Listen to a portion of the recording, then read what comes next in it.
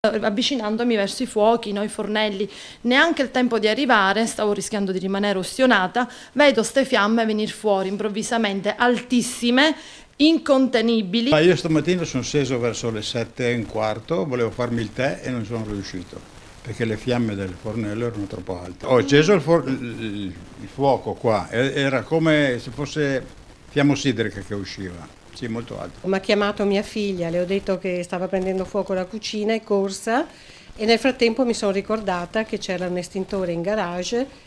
Testimonianze e fotocopie dello scampato pericolo di alcuni residenti di Paderno di Ponzano, comunità con Merlengo, da questa mattina in emergenza per la maxi fuga di gas che ha costretto il sindaco a emettere un'ordinanza straordinaria imponendo la chiusura immediata della valvola esterna alle oltre 4.000 utenze, allertate anche per la contemporanea chiusura dei contatori di energia elettrica con il divieto di suonare il campanello. L'area di tutto il paese, insomma delle case, delle vie e strade, dalle 7 di questa mattina era intrisa di gas. Un intero paese con bar, ristoranti e asilo ha rischiato di saltare letteralmente in aria. Tutto ha avuto inizio da qui, da questa centralina lungo la rotonda di via Postumia.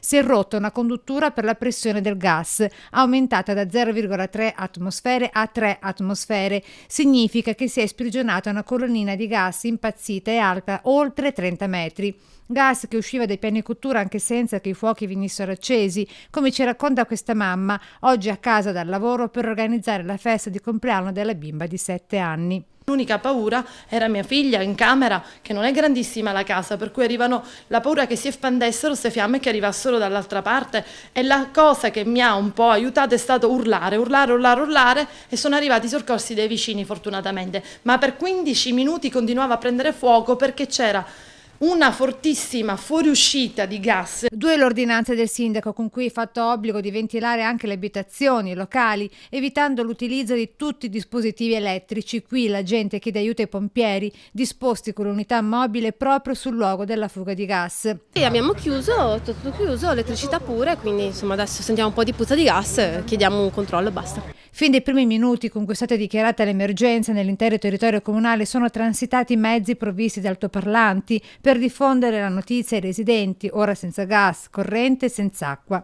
C'è stato un attimo di terrore anche perché buttando acqua e cercando di buttare stracci bagnati il fuoco non si fermava.